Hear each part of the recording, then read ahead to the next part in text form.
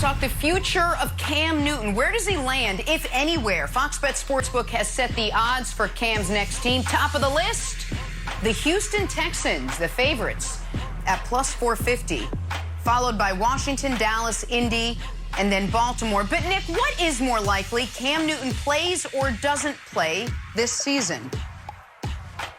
Well, I'm leaning towards doesn't play, and for a number of reasons. And that list of odds, those top 5 teams, I feel like I can just cross out 4 of them, and maybe all 5. Cam's not going to the Texans, and that's not because the Texans wouldn't take him. It's because I don't think Cam wants to sign up to be a part of what might be one of the worst football teams ever. That doesn't help him. So I would cross them off. Washington and Baltimore, I talked about this yesterday, and I know people might get tired of hearing about it, but I think the vaccination status almost eliminates him from those 2 teams. Ron Rivera is a cancer survivor who's talked about the importance of vaccinations more than any coach maybe at all this offseason.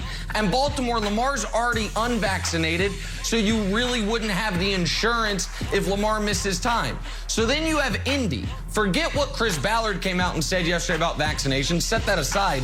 What do we know about Carson Wentz? You're not really allowed to bring in competition, even if it's just as a backup. It messes with him. So that's 4 of the 5 gone. So then there is the Cowboys, who, and Broussard, I know you're high on that, and he obviously is a better option than any of their 2 backups. But I will reference what Jerry Jones said on the radio last week when he was like, listen, everyone's entitled to their own personal health decisions, but at some point we got to put the we ahead of the me, meaning if it's for the greater good. So he seems to be leaning heavily and hard into his players being vaccinated. I don't think you can just cross out the Cowboys like you can 4 of the other 5. The one team, Broussard, that's not in the top 5 that I think might make sense other than Tampa, like Wilds talked about yesterday, is Seattle. There would be no quarterback controversy because Russ is obviously entrenched. Pete Carroll has brought in, big personalities before, and their backup right now is Geno Smith. The problem from Cam's perspective is Russell Wilson never misses games, doesn't miss snaps, and so you really wouldn't be signing up to play most likely. But no, I think it's more likely than not that Cam is not on a team this year. All right, Nick, as much as I think there are places that make sense, I think Seattle, that was a good suggestion by you. Obviously, I brought up Dallas earlier. Lamar, backing up Lamar in Baltimore would fit. And I love Kevin Wild's suggestion yesterday about Tampa Bay. I think that makes all the sense in the world. But with all of that said, I still am with you, Nick, in that I don't think he's playing this year. Even though it makes sense, I don't think he's playing. Number one, and you brought it up, the vaccination. All right, if he didn't get vaccinated for Bill Belichick with a chance to start, why in the world, what makes us think he's going to go get vaccinated for some other situation? And I can't imagine why a team would bring in an unvaccinated backup. It just doesn't make sense. So I think that's a huge thing. But even if he gets vaccinated, remember, before June of 2020, when the Patriots signed Cam, there was no interest. None. And you brought up Washington with Ron Rivera and the cancer situation and how obviously that doesn't make sense with Cam being unvaccinated. But let's face it, Nick, Ron Rivera could have signed Cam last year. Yes. When all this wasn't even an issue, and he has no interest. Yep. So I just think for several reasons. One, look, Cam was 15 starts, 8 touchdowns, 10 interceptions last year. Right. All right, 2, he wasn't good. I don't think people are convinced that he's right, that he's willing to be a backup. Even if he says it, I think people will be skeptical. Well, does he really mean it? We know he still wants to play. He's still a superstar and a celebrity. So I just think all of those things combined, Jenna, are why I don't think we'll see Cam Newton. Nick, if you want to comment, I don't think we'll see him in the league. next year. Yeah, just two very small.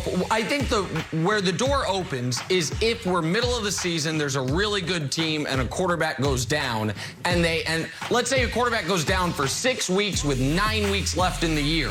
And it's like, we're going to be in the playoffs. We want to be in the playoffs, but our quarterback situation is Cooper Rush and Will Grier, one of those things. The other element, Jenna, and this is a point you harped on this offseason about Cam, is he was supposed to be better positioned this year because he had a year in the Patriot offense. Well, that's now all gone. And so wherever he goes, he's got to pick it up with no offseason, with no training camp, with no anything. I think that works against him greatly. And so unless there is a major injury to a really good team's quarterback, then I just don't see it happening. Yeah, not many options. Maybe Atlanta. I don't know. It's a possibility. Hey, let's head here to New York, talk some Zach Wilson. The Jets rookie quarterback was on the receiving end of some high praise from Tony Romo, who said, I actually think Zach Wilson with the Jets is going to turn that franchise around. I think Zach Wilson is going to be in the discussion as one of the top 3 to 5 quarterbacks very quickly. Within the next couple of years, I think you're going to see him rise. I think he's unbelievable. His ceiling is so high, it's rare for me to say someone has the ability to get in the stratosphere of a Mahomes. Sit down, Nick. But I think this kid actually has that ability. So when you have a quarterback like that, I think there's no telling how good you can be. Broussard, what did you make of Romo's comments? Well, I know that everyone thinks Tony Romo can do, think, say, utter no wrong right now. They've called him a football genius since he's retired and become this great broadcaster. This reminds me of going back to 2013 when another guy that I think is incredibly intelligent about football, former quarterback Ron Jaworski, you know where I'm going, Nick. He said Colin Kaepernick was going to be one of the greatest quarterbacks of all time. And we all know, of course, Kaepernick's not in the league for different reasons. But even before he began kneeling and worked his way out of the league, it was clear he wasn't going to be an all-time great quarterback. So this is just premature. And I like Zach Wilson. And so I do think he can be good. I think he's the best quarterback the Jets have drafted in a long time. However, to say top 3 or 5, just keep Mahomes' name out of your mouth. Don't ever put a rookie who hasn't thrown an NFL pass in the same sentence as Pat Mahomes.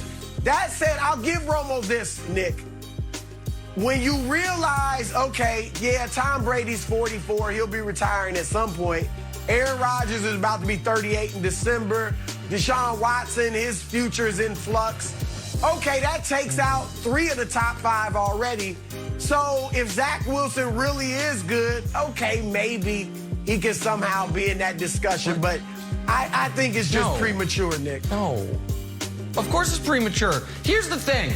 Zach Wilson, in order to be top 3, so Mahomes is already there. So then you got to be better than everyone else in the league except for one guy. Right? And who's the guy? Russell Wilson, he's still pretty young. Dak Prescott, he's young. You like Lamar, he's won an MVP. Some people love Josh